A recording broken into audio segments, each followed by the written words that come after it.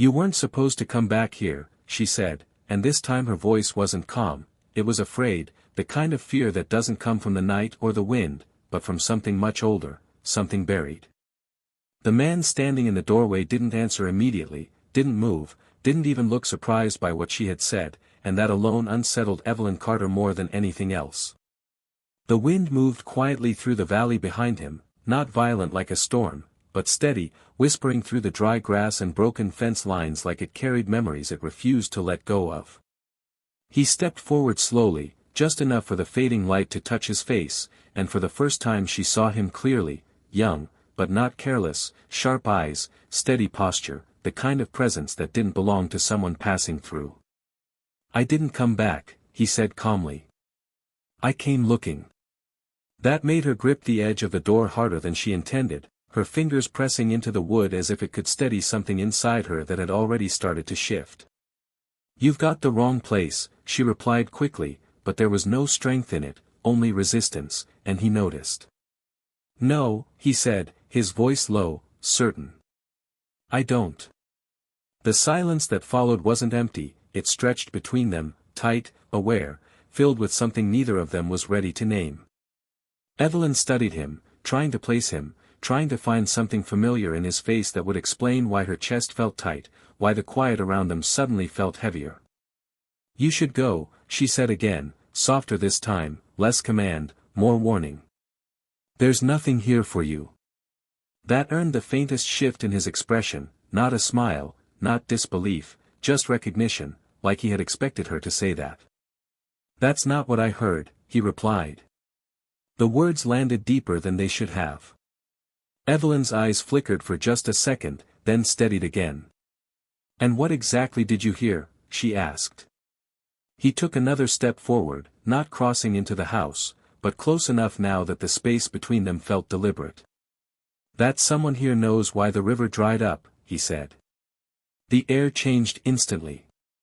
The wind outside seemed to quiet, like it was listening. Evelyn didn't move, but something in her expression shifted, something small but undeniable. "You're asking the wrong questions," she said carefully. "No," he replied, "I'm finally asking the right ones."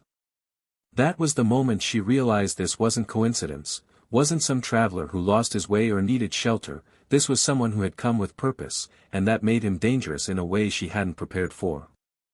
"You shouldn't be here," she said again, and now there was weight behind it. "Some places don't like being remembered." He glanced past her briefly, into the dim interior of the house, then back at her. "And some things don't stay buried just because you stop talking about them." The words hit harder than she expected, sharp enough to make her step back without thinking, just one step, but enough to break the line she had been holding. He noticed. Of course he did. "What's your name?" she asked suddenly, the question coming out before she could stop it. A mistake. She knew at the moment it left her mouth. But it was too late. "Daniel," he said. "Daniel Cross." The name settled into the space between them, heavy, familiar in a way she couldn't explain, like hearing something she hadn't allowed herself to remember. "You don't belong here, Daniel," she said quietly. "Maybe," he replied. "But you do." That made her look at him fully now, really look, not just at his face, but at the way he stood, the way he didn't hesitate, didn't question whether he should be there, like he already knew the answer. "You don't know anything about me," she said. "I know your name," he said. That was enough to still everything. The wind, the silence, even her breath for a moment. "Who told you that?" she asked. He didn't answer right away, just held her gaze, steady, unshaken. "No one needed to," he said finally. "You've been waiting for someone to come back." The words landed like a crack through something she had kept sealed for years. "That's not true," she said quickly, too quickly. "Then why haven't you left?" he asked. She didn't have an answer. Not one she was willing to say out loud. The valley stretched behind him, empty, quiet, the dried river cutting through it like a scar that never healed, and for the first time in a long time, Evelyn felt that same pull she had been ignoring, that same sense that something unfinished was still waiting. You should go, she said again, but this time it sounded different, not like a command, not even like a warning, but like something she needed to believe. Daniel didn't move. Didn't argue. Didn't push. He just stood there, steady, like he had nowhere else to be. And somehow, that was worse. Because people who passed through always left. But people who stayed, they changed things. And as the wind moved softly through the valley and the last light faded from the sky, Evelyn Carter realized something she hadn't felt in years. This wasn't the beginning of something simple. This was the return of something she had tried to forget. And whether she wanted it or not, it had already found her. Daniel didn't step inside right away, he waited, not out of hesitation but intention, like he understood that crossing that threshold meant something more than entering a house, it meant stepping into whatever she had been keeping closed off for years, and Evelyn felt that without him saying a word. The valley behind him had gone quiet, the wind softer now, dragging slowly through the dry grass and the empty stretch where the river used to run, and for a moment it felt like everything was holding still, waiting to see what she would do next. "You're not coming in," she said, her voice steadier now, though her hand still rested against the doorframe like she needed it. "Not unless you want me to," he replied. That answer unsettled her more than if he had just walked in. Most men didn't ask, they assumed, they filled space without thinking, but he didn't, he waited, and that kind of patience came from someone who knew exactly what they were doing. Evelyn exhaled slowly, her eyes drifting past him for a moment toward the valley, toward the dry river that cut through the land like something unfinished, something abandoned halfway through its purpose. "It used to run strong," she said suddenly, not looking at him. "Before it stopped." Daniel followed her gaze. "Rivers don't just stop," he said. "Something makes them." She almost smiled at that, but it didn't reach her eyes. "That's what people like to believe," she replied. "Makes it easier to blame something." "And you don't?" he asked. She shook her head slightly. "I stopped believing easy explanations a long time ago." A silence followed, not empty, but thoughtful, like the conversation had shifted into something deeper without either of them forcing it. "You still didn't answer me," she said after a moment, turning back to him. "Why are you here?" Daniel finally stepped forward, closing the small distance between them, but still not crossing inside, still holding that invisible line. "Because this is where it started," he said. "And I need to know how it ended."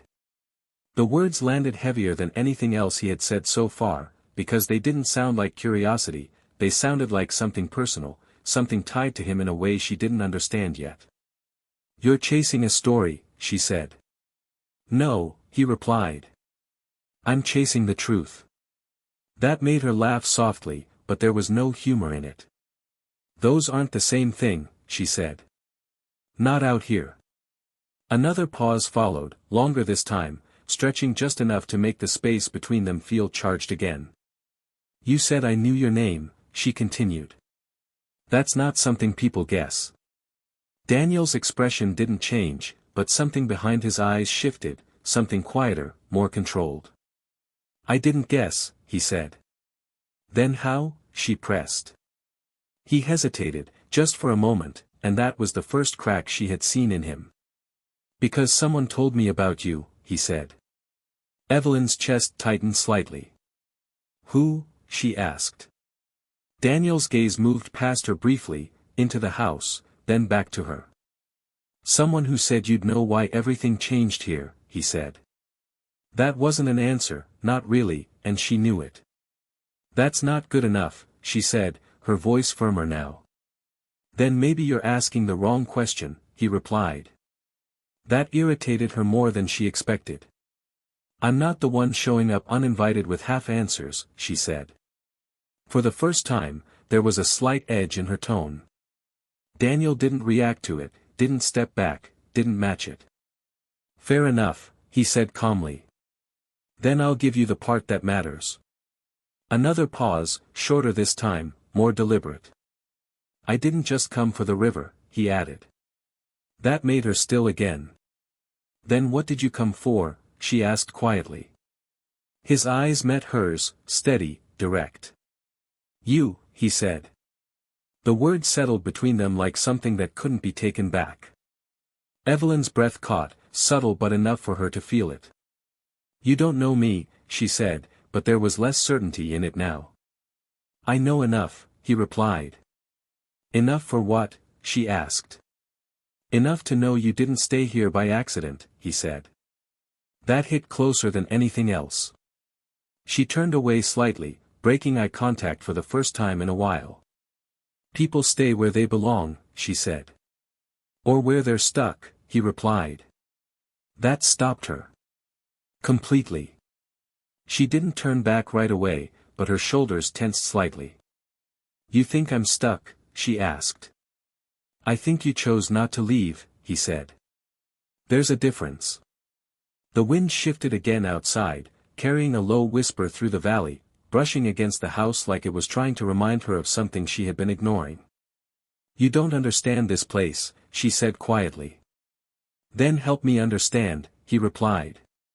She hesitated, just for a moment, and that hesitation was louder than anything she had said so far. Some things don't need understanding, she said finally. They just need to be left alone. Daniel stepped closer again, just enough that the space between them tightened. And how's that working out? He asked.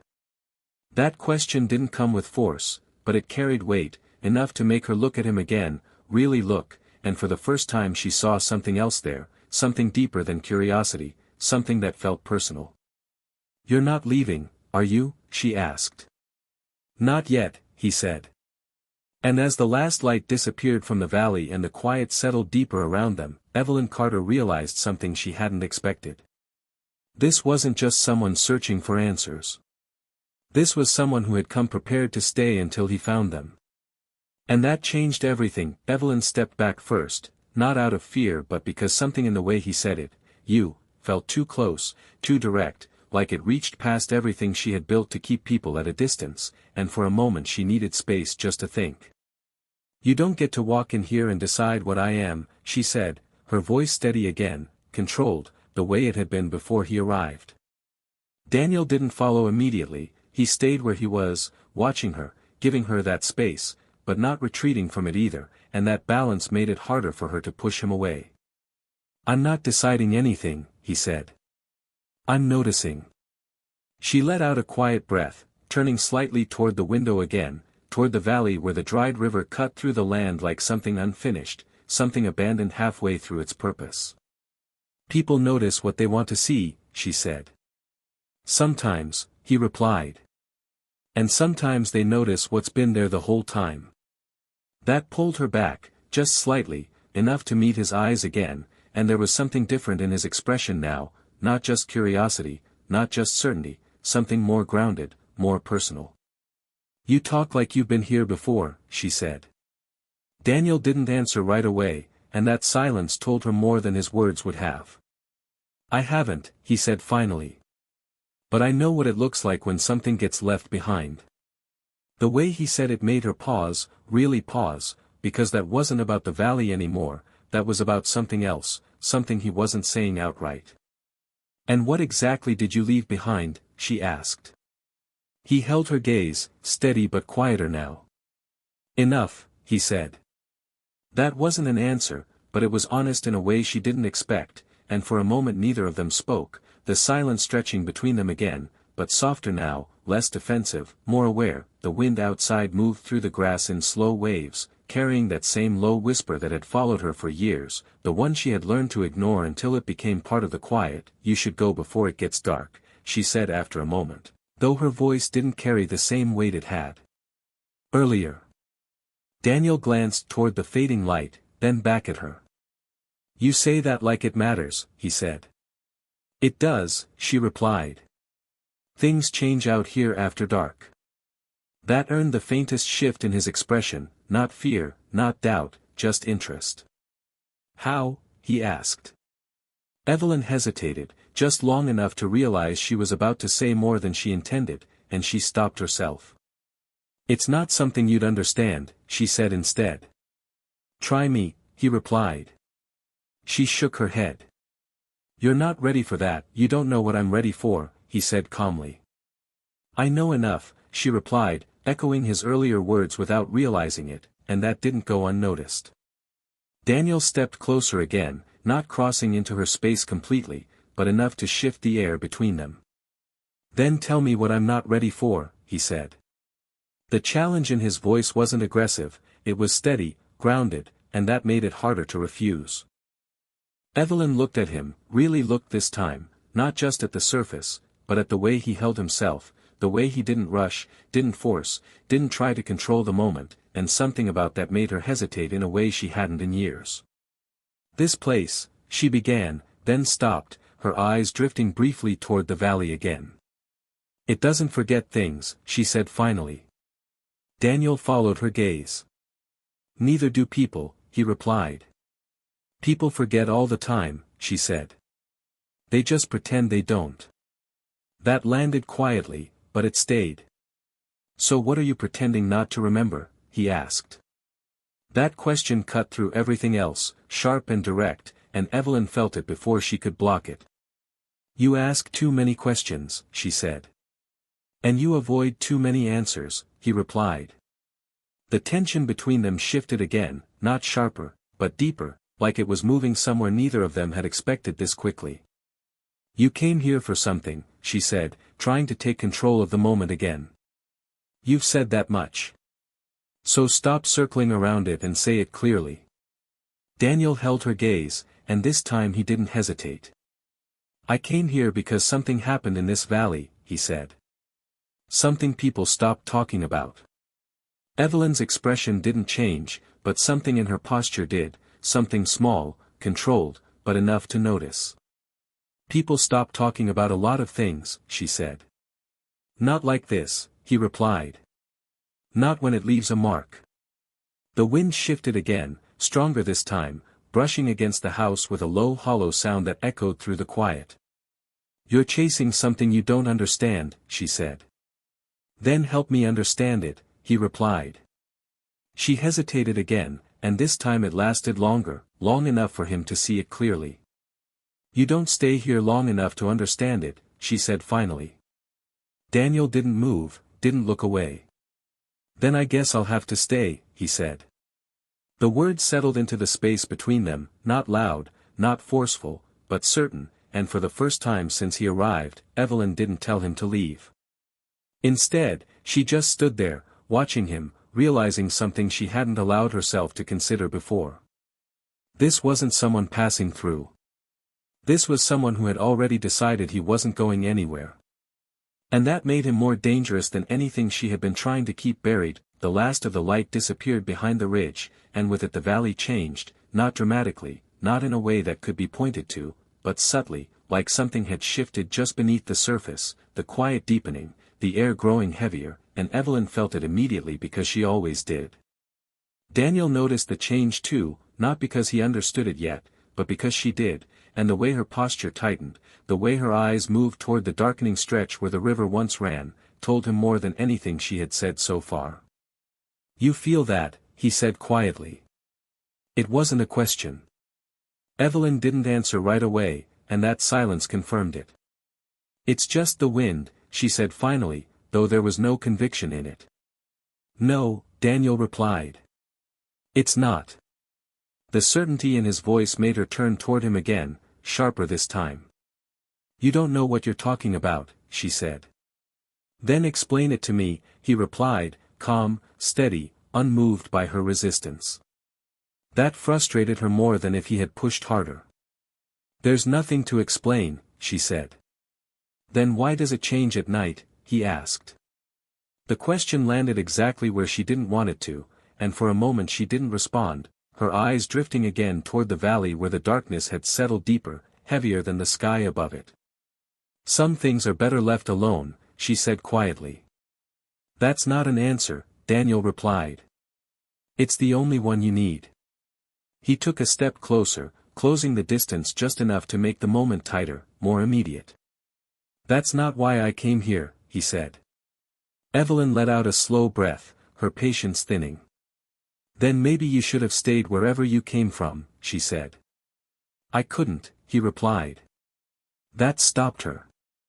Not because of what he said, but because of how he said it, like it wasn't a choice, like something had already been set in motion before he ever arrived. "Why?" she asked. Daniel held her gaze, and for the first time there was something different there, something heavier, something closer to the truth he had been holding back. "Because this place is tied to what I'm looking for," he said, "and so are you." The words settled deeper this time, more direct, harder to push away. "You keep saying that," she replied. "But you still haven't told me how." Another pause followed, longer than the others, and this time it wasn't hesitation, it was decision. "Someone died here," he said. The air seemed to still around them. Evelyn's expression didn't change immediately, but something in her eyes did, something small, controlled, but enough for him to see. "People die everywhere," she said carefully. "Not like this," he replied. The wind moved again, stronger now, brushing against the house with that same hollow sound that seemed to echo from somewhere deeper than the valley itself. "You should go inside," she said suddenly. "It's not safe out here." That shift didn't go unnoticed. "Safe from what?" he asked. She didn't answer that directly. "From things you don't understand," she said instead. "Then help me understand them," he replied. Evelyn shook her head slightly. "You think this is about answers," she said. "It's not. It's about what happens when people start digging into things that were buried for a reason." Daniel stepped closer again, this time enough that there was no space left between them that could be ignored. "And what was buried?" he asked. The question hung there, heavier than anything else that had been said, and Evelyn felt it settle in her chest before she could push it away. "You don't stop, do you?" she said quietly. "Not when I'm this close," he replied. She studied him for a moment, really studied him, and for the first time she saw it clearly. This wasn't curiosity, this wasn't someone passing through looking for a story, this was personal, deeply personal, and that realization shifted something inside her. "Who sent you here?" she asked. Daniel didn't answer immediately. "No one," he said. "That's not true," she replied. "People don't come out here unless they're looking for something specific." "I am," he said. "Then say it," she pressed. Another pause, shorter this time, sharper. "I'm looking for the truth about what happened here," he said. "And I think you already know it." That landed exactly where she had been avoiding all along. "You think I have answers," she said. "I think you have a reason for staying," he replied. The wind shifted again, colder now, sharper, carrying that same low sound through the valley like something moving beneath the quiet. Evelyn turned slightly, her eyes fixed on the darkness beyond the house. "You need to leave before it gets worse," she said. "I'm not leaving," Daniel replied. She turned back to him, her expression firmer now. "This isn't like wherever you came from," she said. "You don't get to walk into something like this and decide how it ends." Daniel held her gaze. "Maybe not," he said. "But I get to decide if I stay." That was the moment everything tightened, the tension between them, the weight of the valley, the quiet that no longer felt empty. Evelyn looked at him, really looked, and for the first time she didn't see someone asking questions, she saw someone who had already chosen his path. "Then whatever happens next," she said slowly, "is on you." Daniel didn't hesitate. "I know," he replied. And as the darkness settled fully over the valley and the silence deepened into something heavier, something alive, Evelyn Carter realized something she hadn't wanted to admit from the moment he arrived. This wasn't just about the past anymore. This was about what was still here. And whether he understood it or not, he had just stepped into it. The night settled fully over the valley, not with noise or movement, but with a quiet that felt heavier than anything the storm had carried before, a silence that pressed inward, wrapping around the house and everything inside it like something waiting, something aware, and Evelyn felt it the moment it arrived because she always did. Daniel didn't move, but he noticed the shift in her immediately, the way her shoulders tightened, the way her gaze drifted toward the darkness beyond the broken line of the old river, and for the first time since he arrived, he understood that whatever this was, it wasn't just a story, it was something still present, something still alive in its own way. It's happening again, Evelyn said quietly, more to herself than to him, and that was the first real admission she had made since he stepped into her world. What is? Daniel asked, his voice lower now, more careful. She didn't answer right away, her attention fixed on the valley as if she was listening to something he couldn't hear. You said someone died here, she said after a moment. That's not the part people stopped talking about. That pulled him forward, not physically, but mentally, narrowing his focus completely. Then what did they stop talking about? He asked. Evelyn finally turned to him, and this time there was no distance left in her expression, no deflection, just something honest and worn from carrying it too long. They stopped talking about what didn't stay buried, she said. The words settled between them, heavier than anything else she had said, and for the first time Daniel didn't have an immediate response because whatever he had expected, it wasn't that. The wind moved again, but differently now, slower, deeper, carrying that same low hollow sound through the valley, and this time Daniel heard it clearly, not as noise, but as something structured, something repeating. That's not just wind, he said. No, Evelyn replied. It never was. He stepped closer to the window, his eyes scanning the darkness, and at first there was nothing, just shadow, just empty land stretching out into the night, but then something shifted, not visibly at first, but in the way the darkness itself seemed to move, like it was folding in on itself along the dry path where the river used to run. What am I looking at? He asked. Evelyn didn't answer immediately, because she knew once she said it out loud, there would be no going back to silence. You're looking at what happens when something ends wrong, she said. Daniel frowned slightly, trying to make sense of it, but the longer he looked, the clearer it became that this wasn't something he could reason through the way he had everything else. Who died? He asked. Evelyn hesitated, and that hesitation carried everything she hadn't said yet. My brother, she said finally. The words came out steady, but they carried years behind them. Daniel's focus shifted back to her instantly. What happened to him? He asked. Evelyn looked past him briefly, then back again, like she was choosing her words carefully. He didn't just die, she said. He disappeared first. That changed everything. And they never found him? Daniel asked. They found something, she replied.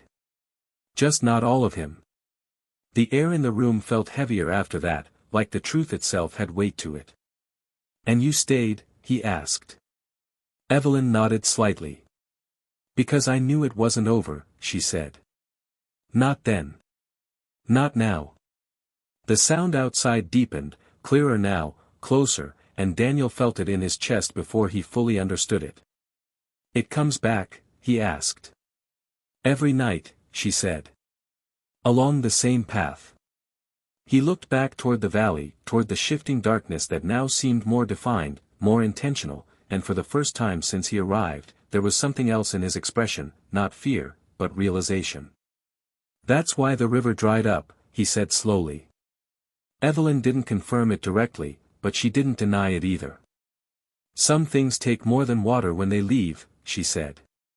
The silence that followed was no longer empty, it was filled with understanding, with the weight of what had been uncovered. Daniel stepped back slightly, not retreating, but adjusting, absorbing it. So what happens now? He asked. Evelyn looked at him, really looked, and for the first time since he arrived, she didn't tell him to leave. Now you decide if you still want to stay, she said. The question wasn't spoken directly, but it didn't need to be.